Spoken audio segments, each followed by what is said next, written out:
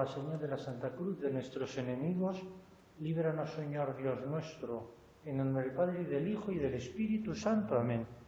Señor mío y Dios mío, creo firmemente que estás aquí, que me ves, que me oyes. Te adoro con profunda reverencia.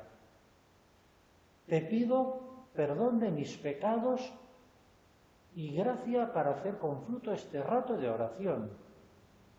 Madre mía Inmaculada, San José, mi Padre y Señor, Ángel de mi guarda, intercedan por mí.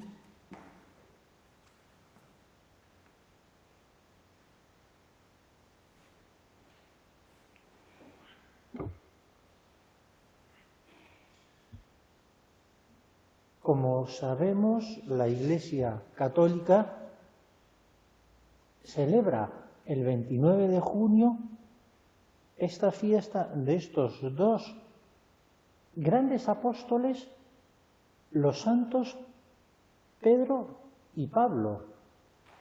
Es precioso que la Iglesia haya querido que ambos apóstoles estén unidos en su festividad, a pesar de que en su vida tampoco se trataron tantas veces, tuvieron una vida distinta cada uno, varias veces se encontraron, pero su vida fue muy distinta. No fueron compañeros de apostolado.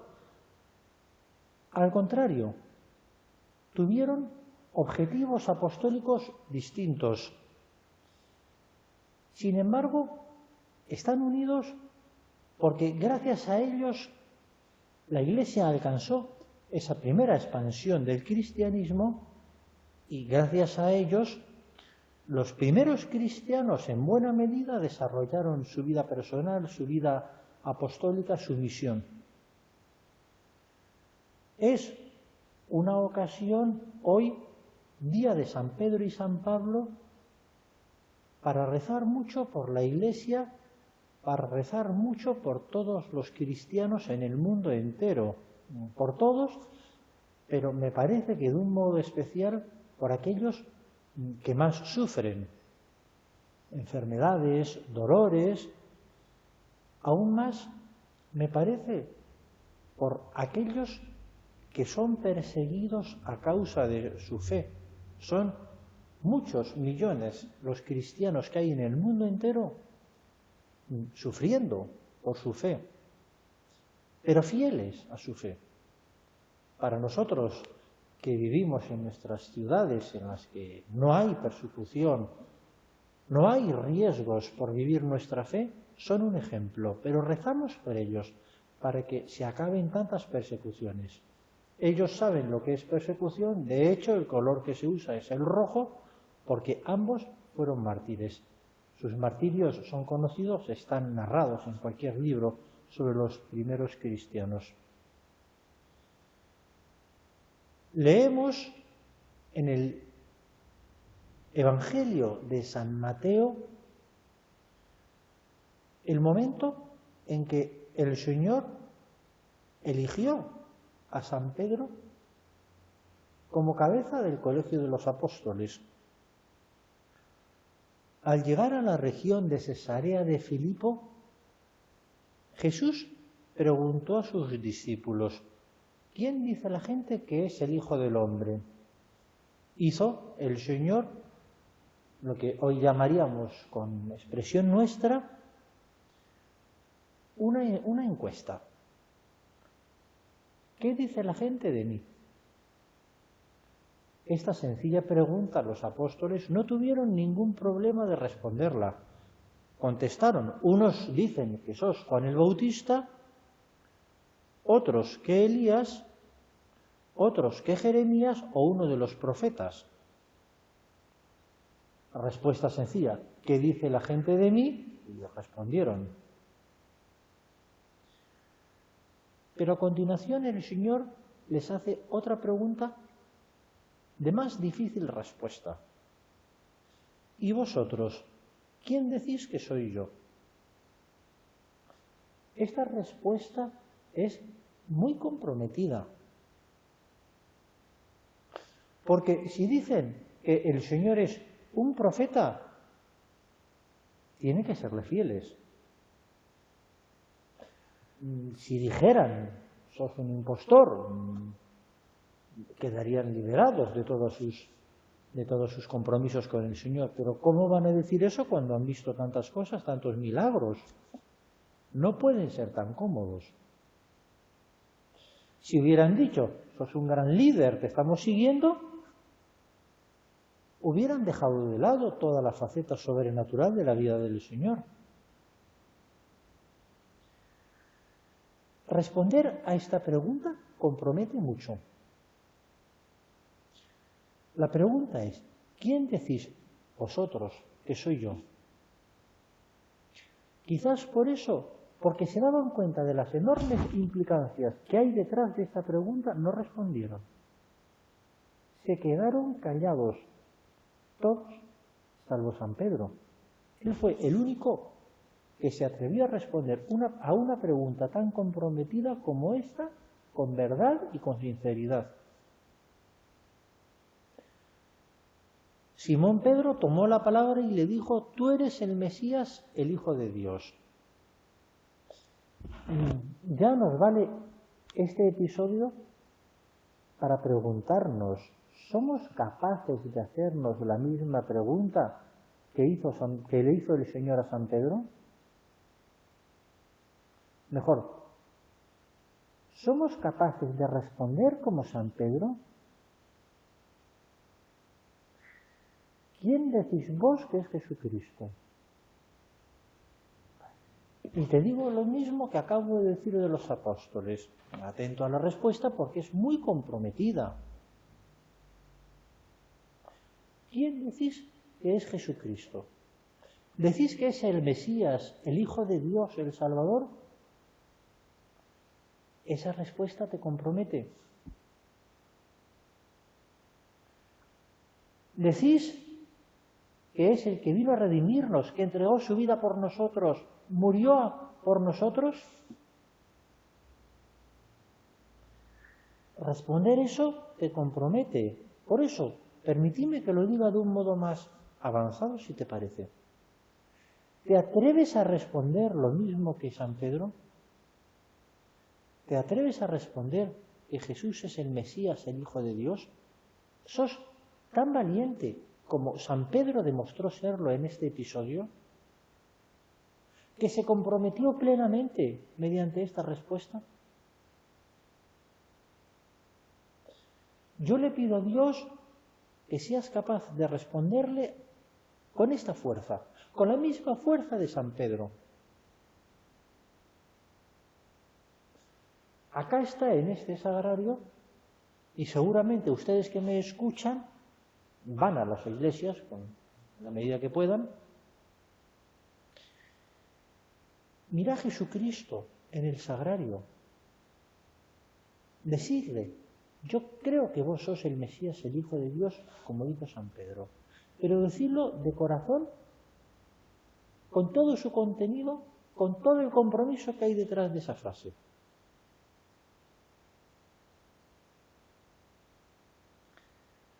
Ante esta respuesta, el Señor respondió, yo me imagino la respuesta del Señor, lleno de alborozo y de gozo. Bienaventurado tú, Simón, hijo de Jonás, porque eso no te lo ha revelado ni la carne, ni la sangre, sino mi Padre que está en los cielos. Ahora yo te digo, tú eres Pedro, y sobre esta piedra edificaré mi iglesia, y el poder del infierno no la derrotará. Te daré las llaves del reino de los cielos. Lo que atares en la tierra quedará atado en el cielo, y lo que desatares en la tierra quedará desatado en los cielos.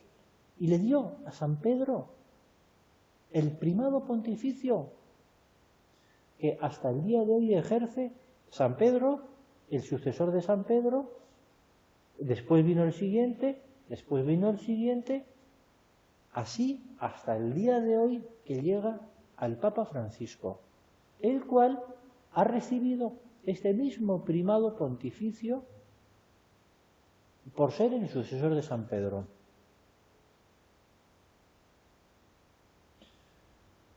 Y eso introduce la siguiente cuestión que pensaba tratar ahora con ustedes delante del Señor, que nos va a valer para nuestra oración. No es casualidad que San Pedro tenga este nombre, Pedro, piedra. No es casualidad que San Pedro prometiera que la iglesia sería edificada sobre esa piedra. Recuerda un poco a la parábola de la casa que es edificada sobre piedra. Cuando una casa está edificada sobre piedra, aguanta cualquier empuje que le puedan hacer. Pueden venir los vientos, pueden venir las riadas, pueden venir los golpes, que la casa aguantará porque está edificada sobre piedra. En cambio, si una casa está edificada sobre arena, vendrán los vientos, vendrán las riadas, vendrán los golpes y la casa se hundirá porque está mal edificada, porque no tiene cimientos, porque la levantaron sobre simple arena. La iglesia es una casa edificada sobre la piedra. La piedra es San Pedro. Está firmemente edificada. Por eso, ya podrán venir los golpes, ya podrán venir las riadas, que nadie tirará abajo a la iglesia. Está firmemente edificada sobre la piedra que es San Pedro, que son los sucesores de San Pedro, hoy el Papa Francisco. Y es bueno que nos demos cuenta de que está edificada sobre piedra, no por la fortaleza personal de los sucesores de San Pedro. El mismo San Pedro falló estrepitosamente cuando negó al Señor por 3 veces, incluso después de haber sido advertido, porque el Señor le dijo, me vas a negar 3 veces, y no se acordó siquiera de aquella promesa. Y le negó 3 veces. Sin embargo, la iglesia seguía estando edificada firmemente sobre piedra porque no se basa en la fortaleza personal de San Pedro o de sus sucesores, sino en el Señor.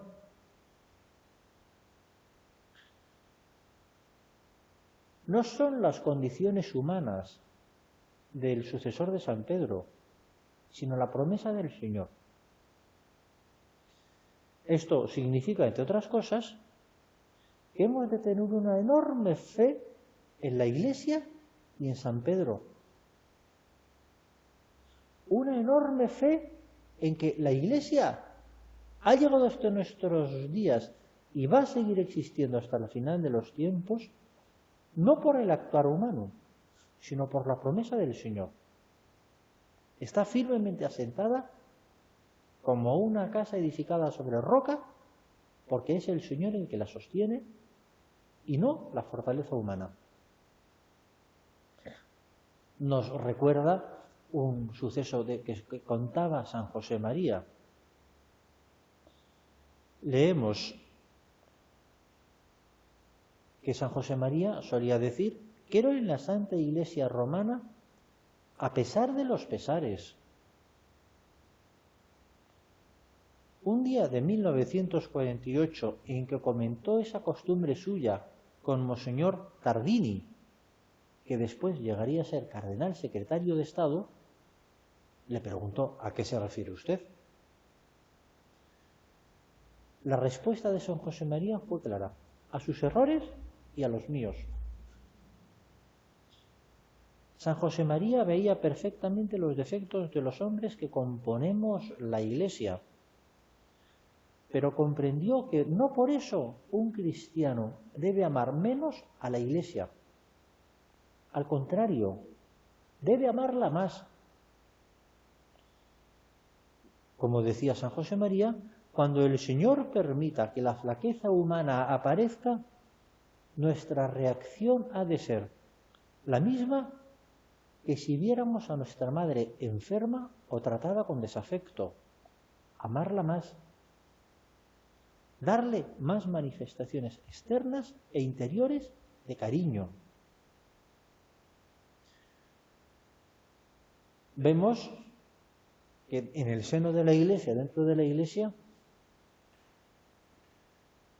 hay defectos. Desgraciadamente, desde hace bastantes años, se puede decir que no hay semana en que no leamos los diarios y no aparezca una noticia desagradable, desgraciadamente cierta, sobre la Iglesia. Son muchos los sucesos desagradables de los que hemos sido testigos durante estos años. Muchos. Cuando vemos eso, hemos de recordar esta frase: creo en la Iglesia a pesar de los pesares. Y esos son los defectos de todos los cristianos, incluyéndome a mí. A pesar de esos pesares, la Iglesia es firme como una roca, firme como una casa edificada sobre roca. Esos defectos humanos nos tienen que llevar a querer más a la Iglesia, a saber ver lo esencial de la Iglesia, que es la promesa recibida por Dios de que la Iglesia subsistirá y cumplirá su función de llevar la salvación a todos los hombres. Y al contrario, hemos de tener aún más fe precisamente porque la vemos con defectos. Los defectos de la Iglesia no nos pueden hacer apartar de ella. Al contrario, al quererla más, y diré, quererla con sus defectos. Es el Papa Francisco el que habla de vez en cuando de la Iglesia como un hospital de campaña. Esa es una comparación que yo creo que todos hemos escuchado muchas veces y a todos nos encanta. La Iglesia es un hospital de campaña. Esto significa que está para recibir a todos los que salen a la guerra, están peleando y de resultas de la guerra reciben heridas. Eso es un hospital de campaña. El mejor modo de no ser heridos en una guerra es no ir al frente. Pero entonces, ¿quién gana la guerra? No nos podemos extrañar si vemos que saliendo a la guerra, algunos son heridos. Es lógico porque es una guerra. Bien, para eso está la Iglesia. Hospital de campaña que cura a todos. No te extrañes, por lo tanto, de ver que en la Iglesia hay heridos de guerra, hay defectos, hay fallos, hay pecados. No te extrañe ver que dentro de la Iglesia hay pecados, algunos muy graves y verdaderamente escandalizantes. No hemos de querer el pecado, no hemos de consentir con los pecados dentro de la Iglesia, hemos de luchar contra aquellos que se aprovechan de la Iglesia para cometer pecados. Pero el hecho de que dentro de la Iglesia haya pecadores, incluso el hecho de que dentro de la Iglesia haya gente que se ha aprovechado de su circunstancia para sus fines personales abyectos, no nos puede apartar ni un milímetro de la Iglesia. Despreciamos el pecado, pero amamos a la Iglesia. Rezamos por los pecadores para que se conviertan. Es un hospital de campaña. Vamos a luchar para que esos pecadores, grandes pecadores, se conviertan. Y vamos a amar más a la Iglesia porque tiene la medicina. La Iglesia es un hospital de campaña con capacidad de curar a todos. En los hospitales de campaña de las guerras auténticas, no siempre curan a todos. La Iglesia tiene la farmacopea para curar a todos. Ahora bien, no quería centrarme solo en el hecho de que la Iglesia es un hospital de campaña sin darnos cuenta de que en esta comparación me parece que podemos caer en la tentación de pensar que es para otros, de que la iglesia es un hospital de campaña y caemos en la tentación de pensar a ver si se convierte fulanito, a ver si se convierte menganito, y haremos muy bien en rezar por la conversión de todos los pecadores, pero hemos de advertir que nosotros estamos también necesitados de la iglesia como hospital de campaña. Cuando San José María Escriba daba ese ejemplo, decía que rezaba ese a pesar de los pesares, por tus pecados, le decía a aquel monseñor, y por los míos. Mira, vos, yo también, vos tenés tus pecados. Vos también hacéis que la iglesia esté un poquito más manchada. Y seríamos unos soberbios si creyéramos que este ejemplo del hospital de campaña es para otros. Nosotros también necesitamos acudir a la farmacopea que tiene la iglesia para ser curados. Necesitamos de la gracia que se distribuye dentro de la iglesia. Y hemos de convertirnos todos nosotros. Nos hemos de dar cuenta, todos, de que somos pecadores. Por la misericordia de Dios, quizás no seremos grandes pecadores, pero somos pecadores. Y si descubrimos que somos grandes pecadores, seamos humildes. Convirtámonos. En todo caso, tengamos ojos de misericordia con las personas, con todos los pecadores, para pedir al Señor por su conversión. Digo ojos de misericordia con todos los pecadores, sin aprobar sus pecados. Odiamos el pecado, amamos a las personas. Mirémoslos con ojos de misericordia. Ya sería una soberbia que pensáramos en los demás, que los miráramos como por encima con suficiencia. Estos han caído en semejantes pecados, mira qué barbaridades hacen, sin darnos cuenta de que si Dios nos dejara de su mano, quedaríamos tan bajos como eso que estamos criticando. No amamos el pecado, odiamos el pecado, pero amamos a las personas y los miramos con ojos de misericordia porque reconocemos la gracia de Dios que actúa en nosotros y nos libera de esos pecados que criticamos. Si no pensáramos así, seríamos unos soberbios. Pero aún más, porque cuando uno considera las miserias que uno ve en la iglesia, esto que hemos comentado antes, uno examina la iglesia y ve que en los últimos años se han dado a la luz, se han dado a conocer un montón de hechos desagradables, y parece que no hay semana en la que no aparezca en la prensa una noticia triste sobre algún escándalo que ocurre dentro de la iglesia. A uno le puede venir la tentación de pensar, ya está, otra vez estos. Los curas y las monjas y los obispos tienen la culpa porque fíjate qué barbaridades se cometen. Uno lee y ve que es así. Y no nos damos cuenta de que esa frase que todos conocemos, de que todos somos la iglesia, es cierta. Pienso que uno de los grandes hallazgos del Concilio Vaticano II para la predicación es decir a la gente que todos somos iglesia. Tanto que se ha repetido por todas partes y a ninguno nos llama la atención que se diga que todos somos iglesia, y no solo los curas, los obispos y las monjas, sino todos los fieles. Todos somos iglesia.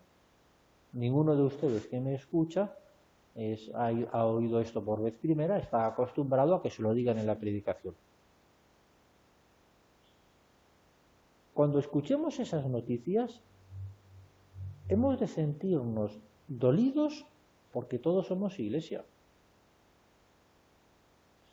y preguntarnos también por nuestra personal responsabilidad como miembros de la Iglesia. No son los curas y las monjas y los obispos que otra vez están metiendo la pata. Yo también, porque yo también soy Iglesia. Ustedes, laicos que me escuchan, son Iglesia. También ustedes tienen su responsabilidad en sacar adelante a la Iglesia. También cuando escuchan estas noticias desagradables. La primera responsabilidad es rezar por la Iglesia para que se sobreponga a eso. Y la siguiente responsabilidad es ser más santos, luchar más para que haya más santidad dentro de la Iglesia. Ambas responsabilidades son de todos, no solo de los curas, de las monjas y de los obispos, de acuerdo que los pecadores son ellos, quienes sean, las personas concretas, no nosotros. Pero yo también soy responsable de sacar adelante a la Iglesia, yo también tengo una responsabilidad para luchar para que la Iglesia sea cada día mejor.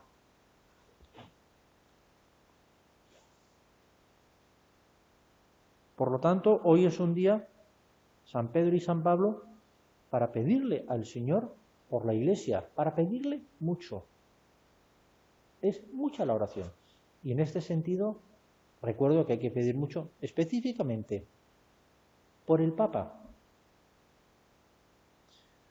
No hay otra cosa que haga el Papa Francisco que pedir oraciones. Es una frase que casi siempre escuchamos de él cuando acaba una intervención. Por favor, recen por mí. Traslado esta petición del Papa, se la recuerdo a ustedes, recen por el Papa. Hemos aprendido todos a rezar mucho por el Papa, porque él mismo lo pide constantemente y además desde la primera intervención que tuvo en el balcón de San Pedro, cuando fue elegido en marzo del año 2013. Pidió oraciones. Ahora pedimos por el Papa y ahora pedimos para que lo proteja, le ayude y pedimos además por la Iglesia. Y si les parece, pedimos con una invocación mariana que el Papa San Juan Pablo II difundió por toda la Iglesia. Mater Ecclesiae, le decimos a nuestra Madre María Santísima, Madre de la Iglesia, que nos ayude a ser fieles hijos de la Iglesia, que ella nos lo conceda.